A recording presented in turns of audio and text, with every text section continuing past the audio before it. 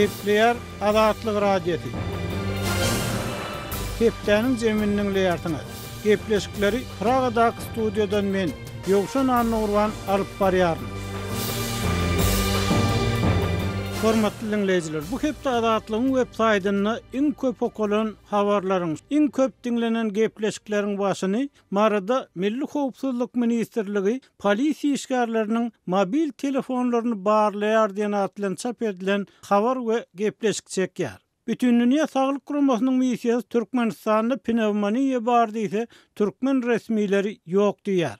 Berdimuhammedow baglyk tutup ýetim çağalaryny aharlady. Synçylar onuň İsa peýgamberi öýkünýänligini aýdýarlar. Türkmenistanda bir çäreler giýrildi. Ýöne COVID-19 ikrar edilmedi.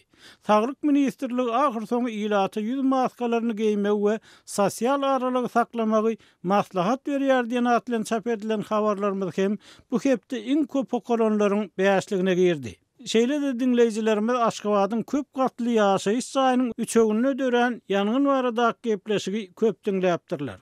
Aýdyldymy edildi. Türkmenistan ýurtda koronavirus barýaly hereket edýär diýen atlan çap edilen gepleşiklerimiz hem bu hepde köp dinleýiji çekipdir. Bu hepde iň köp görülenleriň başyny Aşgabatyň köp gatly saýynyna dören ýanyň baradaky video çekýär. Berdimuhammedow baglyk tutup ýetim çağalaryny aharlady. Mektepleriň ýapylmagy bilen owan çağalar göknar meýdanlaryny işleýär. Bu aýylgançdy. Azerbaýjan Ermenistan harby çaknaşygynyň arasynda galan owallar diýen atlan çap edilen videolarymyz hem bu hepde köp görüldi. Şeýle de Azatlygyň okujulary, dinleýijileri türkmen görnüşleri 27-nji hepde atly foto sergimidi köp görüpdirler. Bu hepde iň köp gurrun edilenleriň teswirçi çekenleriň başyny Berdimuhammedow baglyk tutup ýetim çağalaryny aharlady. Synçylar onuň İsa peýgamberi öýkünýänligini aýdýarlar diýen atlan çap edilen habar çekýär. Eýran türkmenleriniň wekilleri häkimiýetleriň özlerini basyş görkezýänligini aýdýar. Bütün Dünya Sağlyk Guramasynyň missiýasy Türkmenistanda pnevmoniýa bar diýse, türkmen resmileri ýok diýär. Aşgabatda lomoy wagdarlaryň ýapylmagy azyk garytlarynyň ikisi gymmatlamagyny getirdiýen atlan çap edilen habarlarymyzda hem okujularymyz reaksiýa bildiripdirler, öz pikirlerini aýtmaga çalışypdyrlar. Hormatly dinleýijiler, siz hem Azatlygyň berýän söz azatlygy mümkinçiliklerinden peýdalanyp öz pikirlerinizi aýtmagy, tejribelerinizi paýlaşmaga çagyrýarys. Gepleýär Azatlyk radiosu. Hormatly dinleýijiler, hepdeniň jemini syýasy medeniýet baradaky söhbetlen dowam etdirýäris.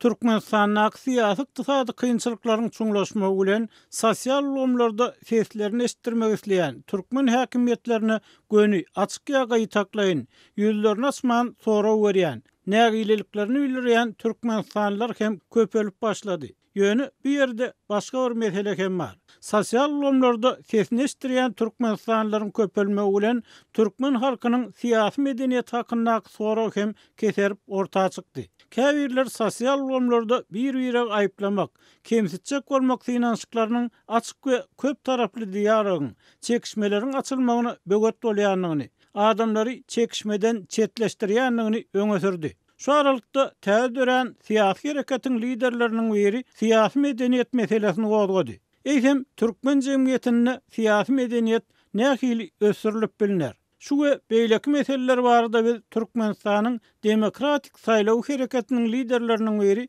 Murat Gurbanow bilen söhbetdeş bolýarys. Murat, siz 30 ýyl bäri bir ýerde ýapan jemgyýetde hem häkimiýetleriň, hem olaryň garşysyndakalaryň tas doly anandan gaçan wagtyna syýasy medeniýet meselesini gozgap, jemgyýetiň pikirlenýän ölegine kizijik umyt berdiňiz. Olaryň gysgaça anyklaşdyrsaňyz, siz syýasy medeniýeti nädip ýokarlandyrmakçy bolýarsyňyz? Diňe tankyda ýa hüjümlere jogap bermezlik we diýilýän zat dogry bolsa kemçiligiňizi düzeltmek bilenmi? Assalamu alaikum gaderly dinleyijiler. Biz esasy maksadymyz siýasat medeniýetini galdyrmak. Onun için birinci bilen şu 30 yıllap siyasi medeniyeti ölçek derecesinde ösüp bilmedi. Onun sebebi köpdür. Yöne biz şugun gününe ol problemleri öğrendik ve birinci bilen eden işimiz biz beýlekleri tanqid edemdik. Biz problema seyrediýär ve onun çözümini berýär. Şonuň için ol gepleşikler produktiw bolup başlady. Ünsören bolsaňyz soňky 45 günde liderleriň arasynda, opozisiýonly adamlaryň arasynda inni tanqid, biderek tanqid, fake tanqidler oturdy. Häzir adamlar gülüşende argument bilen ýanky manily, dogry problemaň çözüklerini gözleýärler. Hemme gepleşiklerimizde, açyklaşatkalarymyzda biz esasy bilen tanqid etmen problemany gözleýär, şoň çözüklerini berýär. Ýanşyan ýerimiz emma biz tanqid edýärler, olary öwrenip özümüzi ýanky düzedýärse ýene de öňe gidýär. Bizim birinji ädimimiz biz Telegram platformada Partner DVT diýip bir platforma açdyk. Ol bir meýdan, oňa liderleri ýanky gepleşik meýdanyna salmak üçin şolary ýoş-ýoş salyp başladyk. Sebäbi biz liderden, ýokurlardan başlamasak, aşaklara şeýle düşüp bilemez. Şol liderleri şu platforma salyp, şolara şert goýup otyrýar. Süýüňiç bolmalylar, biri bir maslahat berse, ýa biri bir sorak berse, beýleki adam argumentler bilen ýanky dol jogap bermeli. Şol argumentler bilen jogap berilmese, şol beýleki garşydaşyň pozisiýasyny özüne kabul etmeli. Ondan adalatly ve sila hormat koymalı. Şol prinsipleri yan platformada koyup otyr ve liderler çağırıp içine girdip adam sapatlı gepleşikleri başlamak için birinci bilen şonu et başladık. Başka da işlerimiz var. Siyasi medeniyeti kaldırmak için öz vatandaşlarımıza Türkmenistan'ın ya daşınnak ya bizim aktivistlerimize birinci bilen adalatlık, dinlik manisini berip başladık. O diýmek näme? Biri Telegram chatymyzda aktivist bir Telegram chat var. Şonu eýýäm raýat jemgyýetçiligi gurduk. Adatlyk, deňlik we adalatly jemgyýeti gurduk. Bir köşüň içinde. Şo ýerde gepleşiklerde bir adam ýalňyşda, onda da beýlekli adamlara şoňa syla hormat goýup, şoň meniýetini, şoň pozisiýasyna ýanky jogap berip, düşündirip, jogap berip, söýgmen, diňläp, ýa bolmasaňam şonu diňläp hormat goýmany öwretdik. Indi şunu Türkmenistana da ýoş-ýoş ýaratjak bolýar. Dogry. Şoňlan birlikde de siz ýurduň her bir etrawyna öz hereketinizi gollayan adamlaryň bardygyny aýdýarsyňyz. Mundan öňem şeýle sözler aýdanlar boldy. Olar iş ýüzüne garaşmakdan başga zat etmedik adamlar sizi näme üçin gollar? Bir ýa iki sebäp görkezseňiz, Türkmenistanyň içindäki adamlar bardy gurrun edýärsiz. Düşdüm. Birinji bilen häzirki jemgyýetiň ýagdaýy Türkmenistanyň içindäki öňkülük ýalylar, gaty düýplük ötküdi. Kriz, işsizlik, adamlar diktatordan halis ýadady, oň üstüne koronavirus gelip ölümler döredip başlady. Halk hökümetden hiç halka kömek bolmajagyny gözüne ýetirdi. Şonuň üçin inni halk özü başga ýerlerden bir ışık gözläp başlady. Şol ışığı biz berdik şoňa. O diýmek näme? Biz Türkmenistan'da bize çıkan adamlar köp häzir. Telegram chatlarymyza gelýär, gün jaň edýär, ýa-ni WhatsApp'yň imon üstüleri bilen salam ugurýar. Biz olary ýoş-ýoşdan ýygnap, öýlerine Telegram öýjükleri açyp berdik. O ýerde hukuksyzlyklaryny gowradyk. Olar indi şu Telegram öýjükler bilen bizim Telegram chatlaryň aktivistleri bilen gün gepleşip şu ışıkları görüp başladylar. Inni şol adamları ýoş-ýoşdan içinde köpeltjek bolupdyr. Şonuň üçin olara bir teklip berdik. Sen janýal dostuň, garnaşyň, uýan, apaň, dogunyň kime janýal ynanýan bolsaň, şonu şu grupa salar. 2 bolun, öýjüklerde 3 bolun, köp bolmaň, ýoş-ýoş bir her vilayatda 300-400 öýjük döredip, şolary 1000 adama ýetirip, şol protestlaryň düýü hökmüne çykyş etmäne ýanky taýýar edýär. Indi siz prezidentiň saglyk ýagdaýy baradaky gurrunlar hem gaýtaladyňyz. Güýç guruluşlarynaky adamlara ýüzleniňiz, olaryň dosiýe toplamaklaryny soradyňyz. Dogrudanam güýç guruluşlaryna işleýän adamlar siz bilen hyzmatdaşlyk edip bilermi? Olar gorkmazmy ýa-da olar näme üçin siz bilen hyzmatdaşlyk etmeli? Sebäbini aýtsaňyz. Birinji bilen men Aşgabatda öňüp ösen oglan. Şo ýerde bar ýaşlygym geçdi, şo ýerde ululum, okulary gutardym, işledim. Bir topar adamlar bilýän, bir topar dostlarym uly ýerlerde işleýän, bir topar tanışlarym. Aşgabat bir kiçik şäher. O zeretden hemmesi bir-birini tanıýar. Şolar bilen maslahatlaşýan, şolardan ýanky informasiýa gelip dur. Prezidentiň saglygy, prezidentiň daşynaky adamyň ýagdaýlary näme diýýärler? Şol ýanky adamlar jaň edip habar berýär. Olar ya men jaňa demde habar berýär. Olar öýler bir şu ýagdaýdan. Hukuk gorayan edalarda o adamlar işliyor. Olurum yağdadı. Olurum doğungandaşları şu kıyın meselede, kıyın ýagdaýda. Onun için olur protestlara koşulup bilmez, yönü kömök deyip bize bir informasiya verip elinden gelen kömöğünü şuunlukça ediyorlar.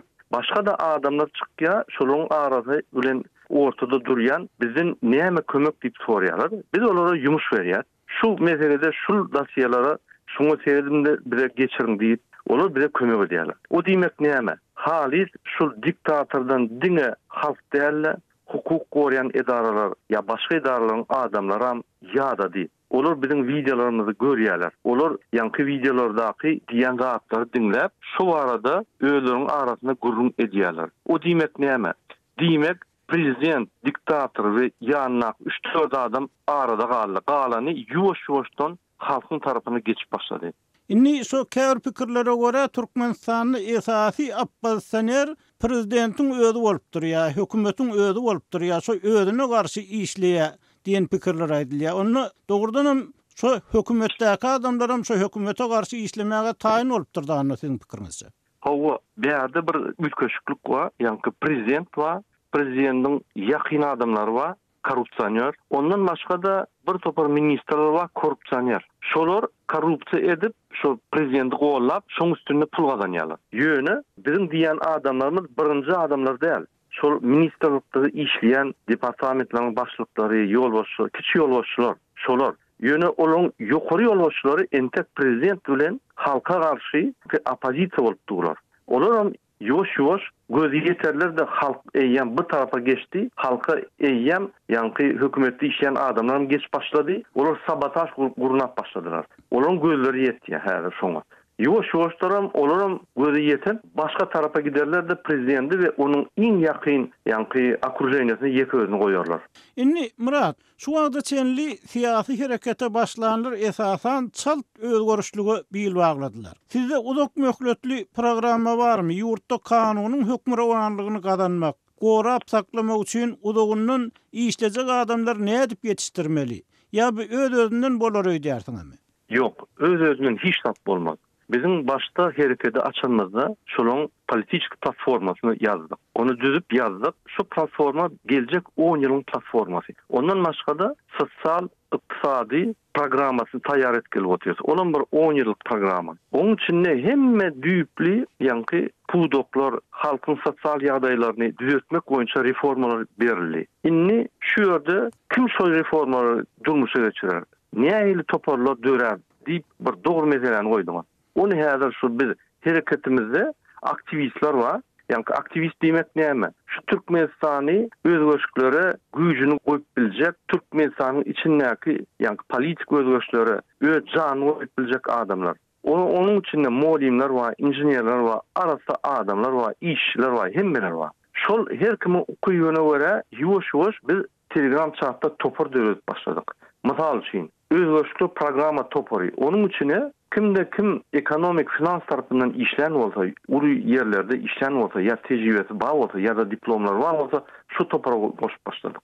Başka siber toparı. O yerde şu informasiya uğrundan, IT uğrundan adamlar işlen olsa, ya diplomlar bağ olsa, ya işleyesi geriyen olsa, şuna koşup başladık. O yapık toparlar. Şu yani yapık toparları, şu aktivist çağatın daşında bir 30-40 toparlar var. Şol toparlardaki adamlar şol ötüşleri üstünde işlep aktivist çağda kömek edip, yankı raýat jemgyýetçiligi kömek edip, ýuwaş-ýuwaş galyp başlady. Şol toparlaryň adamlaryny bir Türkmenistanyna ertekine ulunjak. Sebäbi şol toparlar özgörüşler üçin edil häzir şoň köküniň içinde. Ýöne erteki ýagdaýda biz elbetde Türkmenistany yankı çalşyp bilsek diktaturany çalşak şu ýylyň soňuna galman çalşak diýip umydymyz var. Onda biz şu toparlardaky özgörüşler geçirýän adamlar bilen Türkmenistanyň içinde aktivistler dörer. Şol adamlar öz yankı çalşyga kömek eder. Şolar bilen bilelikde onsoň ministrlikde işleýän adamlar var, spesialistler var, gowy.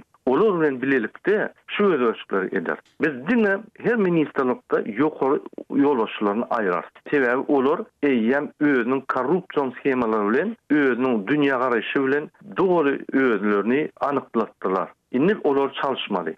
Diňe başyny ýanky çalışyp, ýuwaş-ýuwaşdan täze gelen adamlaryň içini vertikal orundan barlap çalışyp, işi gidiýüçe kim müşahede edýän bolsa, kim azar berýän bolsa özgeşikleri ýuwaş-ýuwaş üstünden işläp, juda bolmasa işinden aýryp, şeýdip özgeşikleri gider. Ol ýanky kiçik safhollardan, kalkollardan, raýonlardan, etraplardan, şäherlerden, taýlawlardan başlap, ministerlik budoklaryň içine, her ýolbaşynyň içine özgeşikler gider.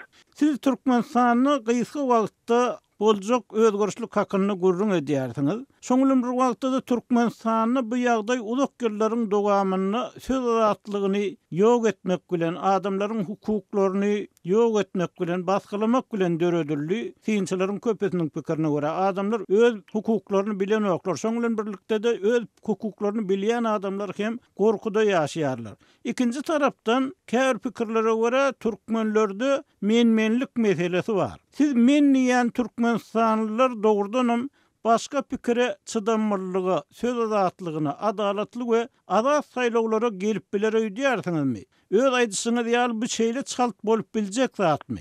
Gato soru birinji bilen biz diňe azatlyk däl, azatlyk, diňlik we adalatlygy üstürýär. O näme diýmek? Häzir bizim Telegram çatymyzda biz raýat jemgyýetçilik gurduk diýip men köpden bäri aýdýan. Şo ýerdäki adamlar pozisiýalary karşı-karşı. Şonda da bir-biriň fiýlap, hormat goýup, şolaryň düşünjelerine, ýani söz bilen düşündirip, emosiýany ulanman, adalatly gepleşikler geçirip başladylar. Oňa ýöne halka, bizim halkymyza adatlygy beren ýagdaýynda adatlygyň ýerine adalatlygyň gelýär. Ol bile bir baglanşyk bar. Deňlikleri ýani prezidentten başlap ýa-da premier ministrden başlap deňlikleri ýokurdan başlap görkezmeli aşağı.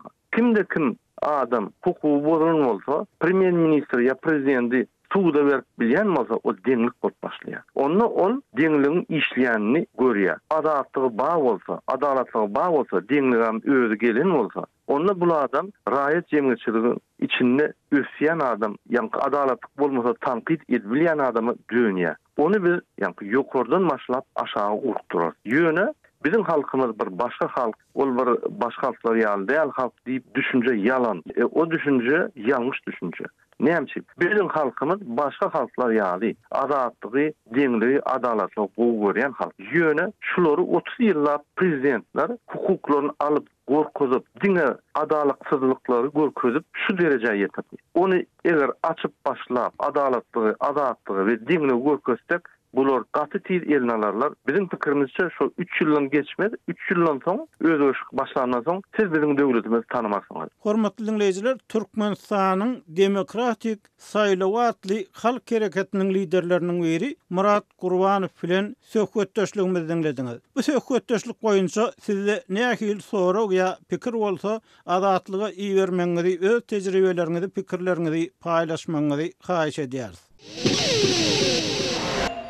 Gepler Adatlyk radio. Hormatly dinleyijiler, hepdäniň jemini owan nepterimiz bilen dowam etdirýär. Söhbetdeşimiz Owganistanyň habarçymyz jurnalist Şaýmerdan uly Murady. Şaýmerdan uly Owganistanyň gelip gowşan habarlara, maglumatlary görä Demirgal Owganistanyny täze bir ekstremist hereket döräpdir. Bu hereketiň Faryab vilayatyny Jemagaty Imam Bukhara bilen tanalýanyny gaýdylýar. Şu arada şu hereket barada, şu topar barada soňky maglumatlar aýtsaňyz, bu hereket näme nähil aladalar var bu hereket bilen baglykda?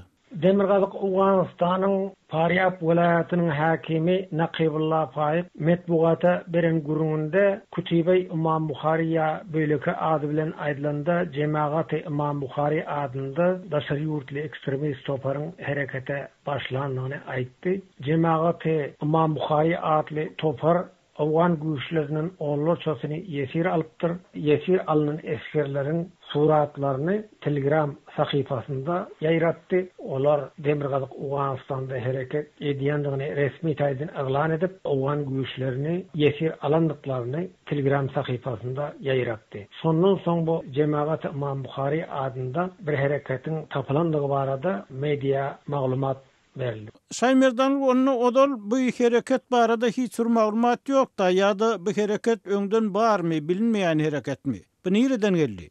Birleşen Milletler Guramasının ýeradan hasabatynyň belli bolşuna göre Kütübe İmam Buhariýa Cemaat İmam Buhari adly topar Siriýada döredilipdir. Özbegistanly militarlar tarapyndan Özbegistanly militarlar ençeme ýyl Siriýada sewişipdir. Ondan soň 2016-njy ýylda bu topar Awganistana gelip ýerleşipdir. Elbetde bu toparyň bir bölümi. Bu topar teröristik hüjümlerine täze başlady. Cemaat İmam Buhari adında bir toparyň Awgan güýçlerine hüjüm edendigi barada maglumat ýokdy. Hepde Cemaat İmam Buhari adly toparyň Demirgazyk Awganistanda Awgan güýçlerine hüjüm edendigi we onlarça Awgan harbilerini ýesir alandygy barada maglumat ýeradi. Bu toparyň Demirgazyk Awganistanyň Jowzjan hem Paryap vilayatlarında hereket edýänligi aýdylýar. Hususan Paryap vilayatynyň Türkmenistan bilen çäkleşen sertlerinde Cemaat İmam Buhari adly topar bilen bileki Merkezi Aziýaly ekstremist toparlaryň hereket edýändigi barada maglumat berilýär. Demirgazyk Awganistanyň Paryap vilayatynyň yerli geňeşiniň agdalary hem Türkmen-Awgan serhetiniň boýunda da şerýurtly, hususan Merkezi Aziýaly militarlaryň hereket edýändigini tasdikleýärler. Şaýmyrdan uluny bu herekete ýa bu hereketiň täzeden güýçlenip başlamagyna yerli ýaşaýjylar, yerli häkimetler nähili reaksiýa bildirdiler. Türkmenler näme diýerler bu hereket bilen baglanykda, bu topar bilen baglanykda? Merkezi Aziýaly jeňçiler Türkmenleriň arasynda da gelip ýerleşdi. Demirgazyk Awganistanyň Paryap vilayatynyň Garamgol, Hançarba, Gorgon etraplarynyň owalary jeňçileriň ýeçiliginde galýar, talibanlaryň ýeçiliginde galýar. Şol etraplaryň owalarynda da Cemaat-ı İmam Buhari adly topar bilen bile beýleki Özbegistanyň Islam Hereketli adly toparyň agdalary Kırgızstanlı, Çeçenistanlı jeňçileriň beýleki yerli jeňçiler bilen bir hatarda hereket edýändigini hem uruşlara gatnaşýandygyny yerli resmiler aýdýarlar. Demirgazyk Awganistanyň Paryap vilayatynyň 14 etrabı var. 9 etrabı Türkmenistan bilen çäkleşýär. 14 etrabyň hemmesiniň owalarynda jeňçiler hereket edýär. Şa ýolda jeňçiler ýeçilik edýär. Şa ýoldan hökümet güýçleri geçip bilmeýär, resmilerim geçip bilmeýär. Irata hem ýolda Azerbaýja talibanlar jeňçiler harby nukatlar döredip hajalýar halkdan, salgyt alýar. Ýollary ýapyp ýollarda umumyň jeňçiler hereket edýär. Türkmenistanyň Paryap vilayatyna elektrik tok iberlýär. Şol elektrik togy hem günde dünýäli jeňçiler kesip dur. Şoňa da günde ziyan ýetirýär jeňçiler. Inni bir ýagdaýa merkezi hökümet nähili reaksiýa bildirýär? Merkezi häkimetlerden bir gaýtawyl ýokmy? Bu arada bir çäre görülen ýokmy? Merkezi hökümetiň gorun şalatynda durýar Awgan güýçleri. Awgan güýçleri jeňçilere garşy bir harby operasiýa soňky döwürlerde hiç geçirmedi. Diňe özlerini gorýar. Awgan güýçleriniň harby merkezlerini, harby bazalaryny goramak bilen çäklenýär. Awgan güýçleriniň harby bazalaryna da jeňçiler hüjuma başlady. Şu günem Demirgazyk Awganistanyň Balyk vilayatynyň Döwledabad etrabynda, Çarbölek etrabynda Awgan güýçleriniň harby bazalaryna jeňçiler hüjum etdi. Döwledabad etrabynyň şäherine de jeňçiler hüjum etdi. Serpil vilayatynyň dürli ýerlerinde de uruş bar. Awgan güýçleri bilen jeňçileriň arasynda çatışyk dowam edýär. Serpil vilayatynyň Kostanat adly etraby 5 ýyl bäri jeňçileriň ýeçiliginde galýar. Şol ýerde daşary jeňçileriň harby türgülleşik merkezleriniň bardygy aýdylýar. Harby türgülleşik merkeziniň bardygyny Azatlyk radiosy bilen söhbetdeşlikde Serpil vilayatynyň häkimi general Abdulkadir Aşna hem tasdiklady. Şol ýerde Merkezi Aziýaly jeňçiler bar, olaryň harby türgülleşik merkezleri bar. Şol harby türgülleşik merkezlerde yerli ýaraglylara Merkezi Aziýaly militarlar harby ugurdan tälim berýär. Olar harby ugur boýunça hünärmend maşgaly agdalar bilen gelip Serpil vilayatynda ýerleşdiler. Yüzlerçe Merkezi Aziýaly jeňçileriň maşgaly agdalar bilen hereket edýändigini biz bilýärs diýip Serpil vilayatynyň häkimi general Abdulkadir Aşna Azatlyk radiosu bilen söhbetdeşlikde gurrun berdi. Hormatly dinleýijiler, jurnalist Şaýmyrdan uly Murady bilen söhbetdeşligimizi dinlediňiz. Şunuň bilen hepdäniň jeminiň nowatdaky sanynyň soňuna geldik. Gepleşiklerimizi dinläniňiz üçin köp sag bolun. Azatlygyň tolkunlaryndan aýrylmaň.